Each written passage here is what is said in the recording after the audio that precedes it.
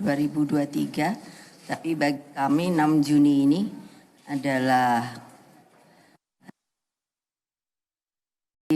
kami buat memang Rakernas ini disesuaikan dengan tanggal lahir beliau. Perjuangan bulan Juni itu telah di bulan Karno. Rakernas ini nanti akan 3 hari dan alhamdulillah saya merasa bangga dan berterima kasih karena Pak Jokowi saya undang dan dapat hadir sehingga dapat memperkuat yang hal-hal telah beliau sampaikan, nanti biar beliau sampaikan sendiri kepada kami sehingga apa saja yang telah beliau sampaikan itu juga akan dijadikan bagian daripada hal-hal yang nanti akan kami bahas juga di dalam persidangan 3 hari ini. Maksud diadakannya Rakernas ini sebenarnya hal yang biasa karena perintah dari Kongres Partai kami, Rakernas itu harus dapat dilakukan paling tidak 4 kali dalam 1 tahun untuk bisa melakukan konsolidasi.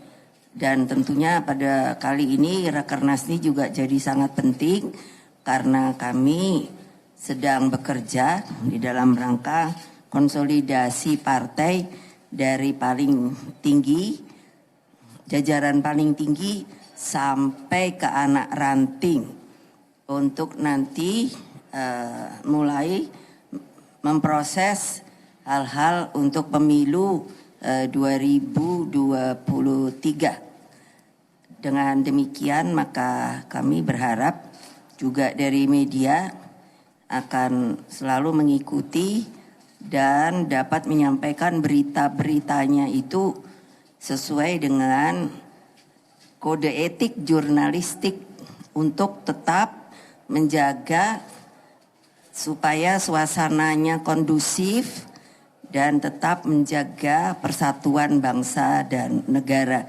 Demikian sementara yang saya sampaikan. Terima kasih. Wassalamualaikum warahmatullahi wabarakatuh. Om Santi, Santi, Santi Om. Saya serahkan pada Bapak Presiden Insinyur Joko Widodo.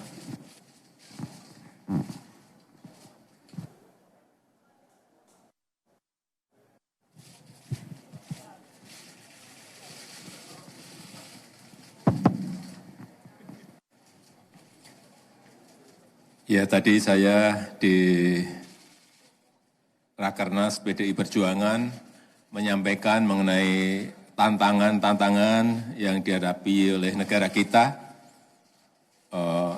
utamanya dalam kesulitan global yang sudah sering saya sampaikan, baik yang berkaitan dengan krisis pangan, krisis energi, krisis keuangan, dan adanya perang. Saya kira tantangan seperti itu harus kita ketahui bersama sehingga PDI Perjuangan bisa mendesain sebuah rencana besar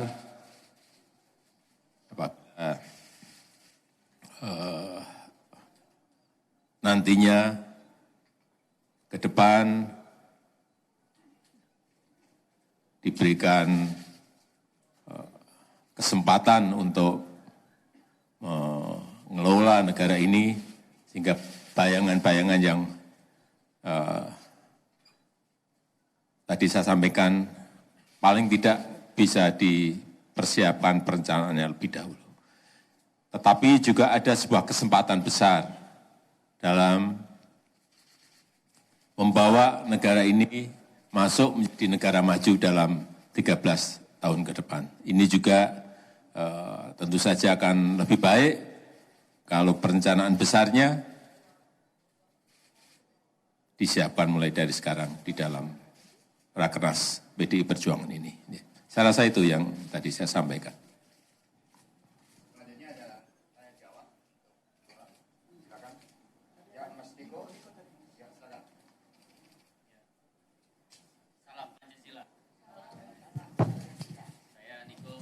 Rekan harian Kompas, Bu.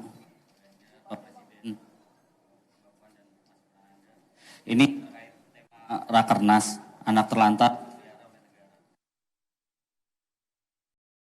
Dan sini kan membahas bagaimana kemiskinan ini bisa ditekan. Apakah ini juga menjadi bagian dari visi misi dari Mas Ganjar sendiri, Bu, untuk mengentaskan kemiskinan? Ini realistis gitu Pak Presiden untuk pengentasan kemiskinan ekstrim ini, karena Pak Penas juga kemarin menyampaikan ini naik gitu dan agak sulit capai soal pengentasan kemiskinan itu.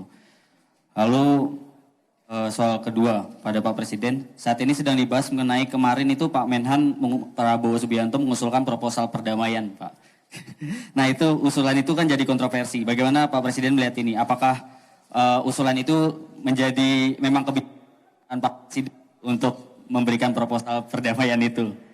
Lalu Pak Presiden dikit lagi Pak, wejangan untuk Mas Ganjar seperti apa? Apakah Bapak kan soal Uni Eropa tuh agak keras gitu ya Pak, soal jangan takut kalau digugat, lalu juga soal hilirisasi. Seperti apa kepemimpinan yang Bapak kasih wejangan ke Mas Ganjar? Terima kasih.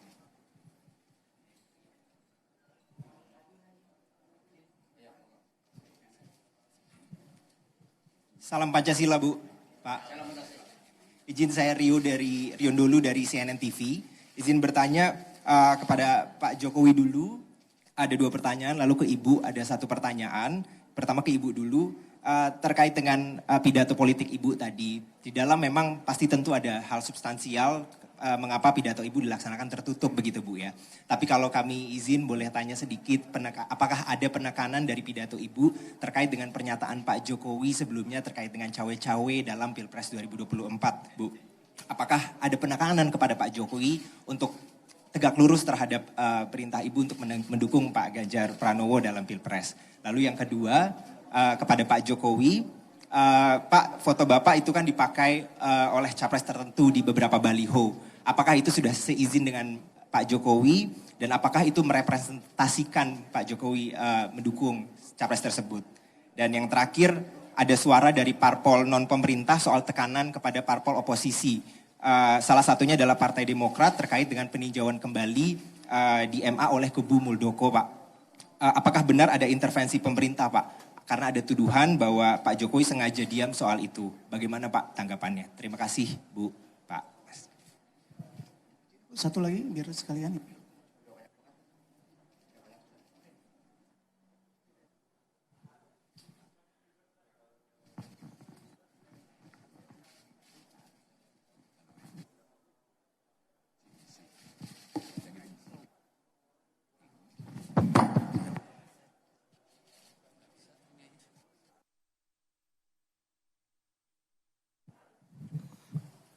Terima kasih wartawan bersedia untuk datang ke kerja kita Rakernas ketiga PDI Perjuangan. Seperti apa yang ditanyakan oleh Kompas, karena saya sama Pak Jokowi tidak janjian, tetapi itu mengekspresikan bahwa saya dan Pak Jokowi acap kali satu tujuan di dalam membangun bangsa dan negara ini. Memang tagline kami itu sebetulnya seharusnya tidak perlu dipertanyakan lagi, karena itu ada di Undang-Undang Dasar bahwa fakir miskin itu harus diurus oleh negara. Pertanyaannya, apakah bisa? Bisa kalau kita semua sepakat untuk melakukan hal itu.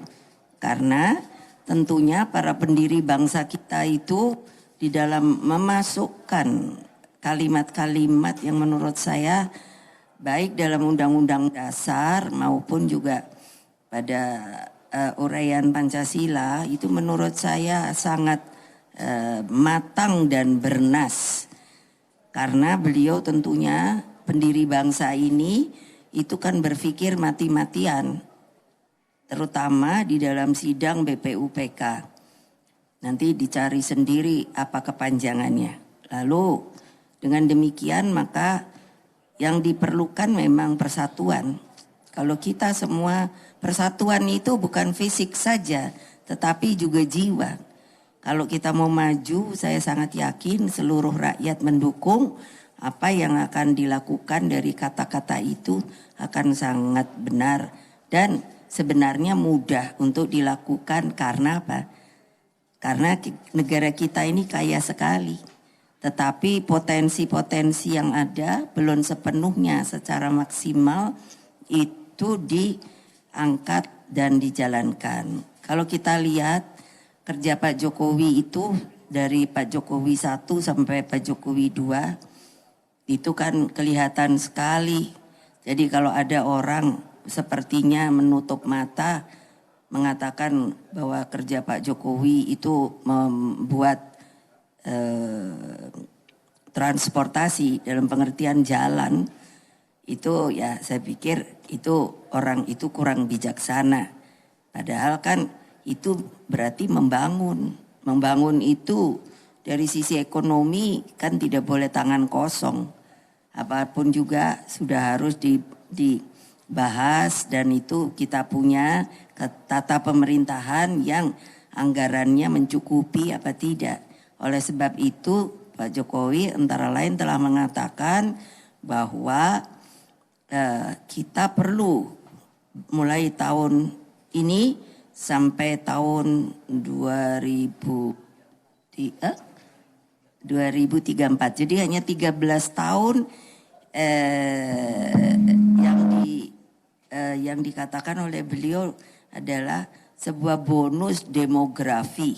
Yaitu artinya dari sisi manusia Indonesia yang dapat memberikan bonus kalau mereka semua itu dapat mendapatkan lapangan kerja, bisa menaikkan produksi dan lain sebagainya, maka itu tentunya akan menaikkan Indonesia. Kalau dari juga sisi banyak hal yang didapat oleh beliau dari luar negeri, kita yang dari negara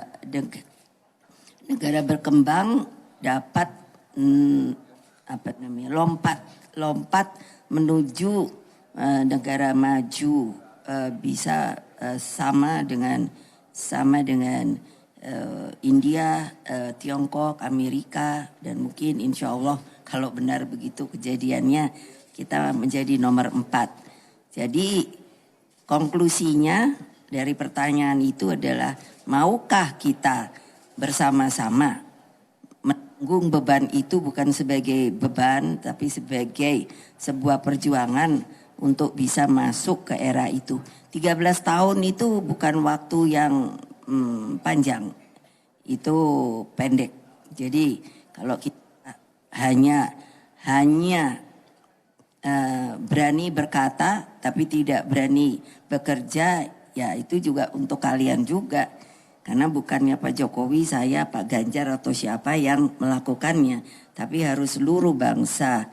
Dan tentunya semua yang merasa bangsa Indonesia yang berada dimanapun juga. Demikianlah. Satu lagi itu apa ya? Tuh.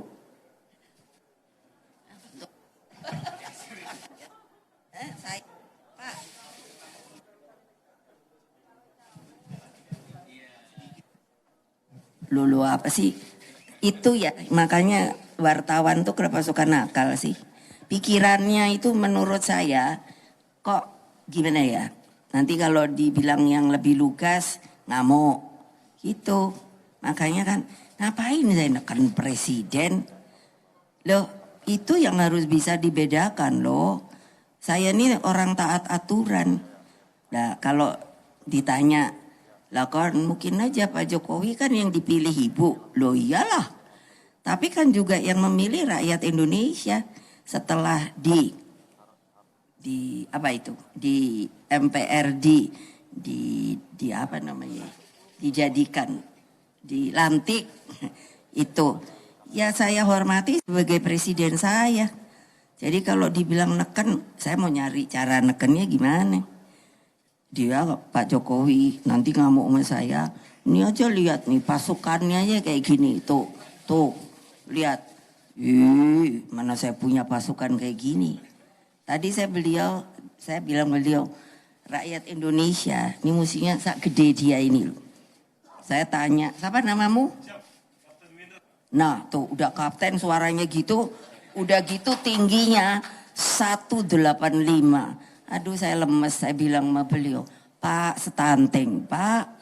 Jadi apa saya nekan? Nah terima kasih.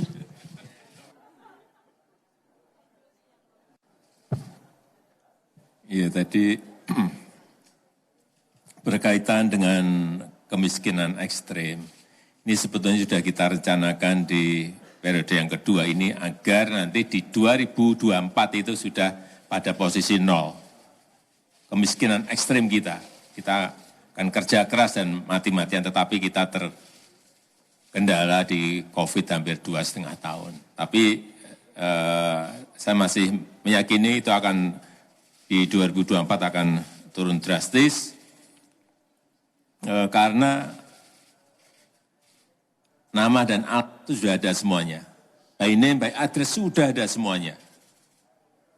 Artinya kalau kita mau fokus ke sana dan supaya kita tahu anggaran untuk bantuan sosial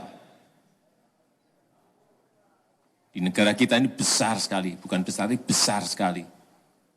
Di atasnya hanya infrastruktur, di bawahnya itu bantuan sosial. Artinya kalau targetnya itu sudah kelihatan, nama sangat mudah untuk menyelesaikan. Memang ini perlu kerja yang terkonsolidasi di antara kementerian sama. Bukan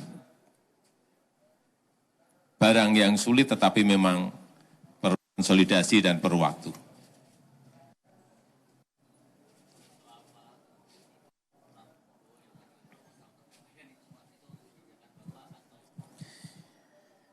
Itu dari Pak Prabowo sendiri.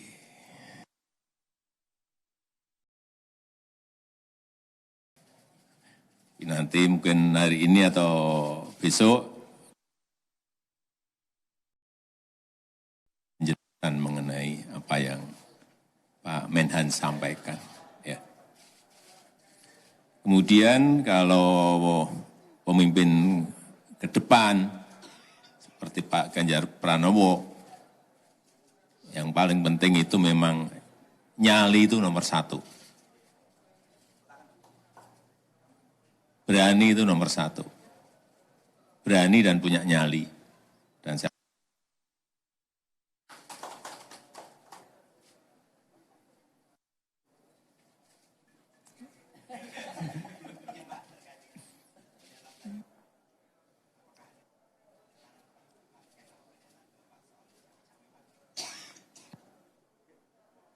cawe-cawe itu sudah saya sampaikan bahwa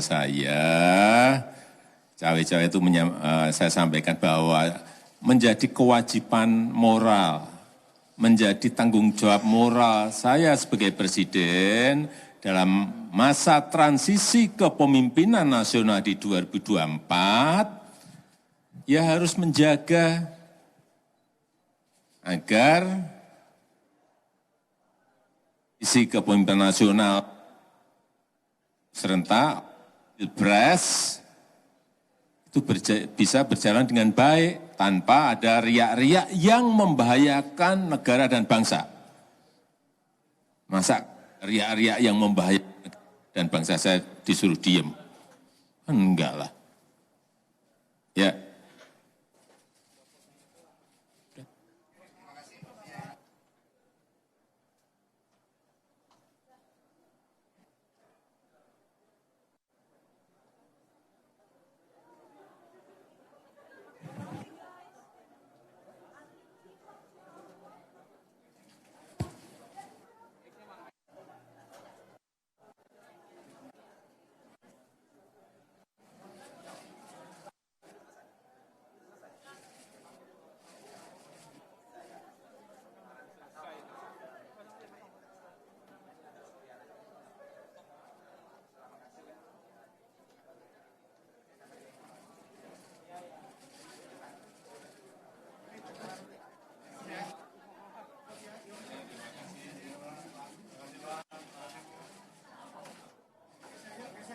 Ketua Umum Megawati Soekarno Putri baru saja menyampaikan beberapa hal sebelum Rakernas PDI Perjuangan digelar di Lenteng Agung, Jakarta Selatan. Pada intinya Rakernas yang akan berlangsung selama 3 hari ini akan menguatkan visi misi PDI Perjuangan sampai ke tingkat anak ranting agar sejalan dari komando atas sampai bawah. Begitu juga untuk beberapa tantangan yang akan dihadapi ke depan. Tadi Presiden Joko Widodo menyampaikan seperti tantangan krisis energi, krisis pangan, lalu juga krisis keuangan, agar nantinya jika memang PDI Perjuangan diberi kepercayaan lagi untuk memimpin negara, bisa menghadapi tantangan-tantangan yang sudah berkali-kali disampaikan oleh Presiden dalam pidato, baik itu pidato di PDI Perjuangan ataupun pidato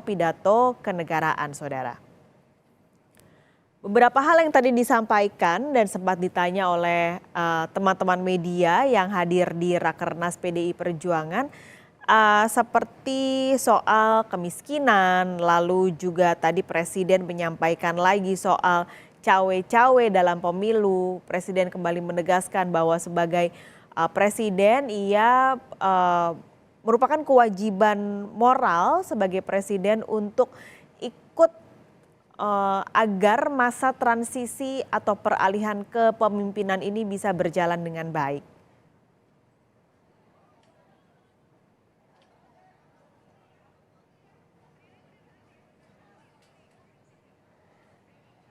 Kami tutup breaking news pada siang hari ini, saudara. Usai jeda, Kompas Siang masih akan kembali dengan informasi menarik lainnya. Jangan kemana-mana.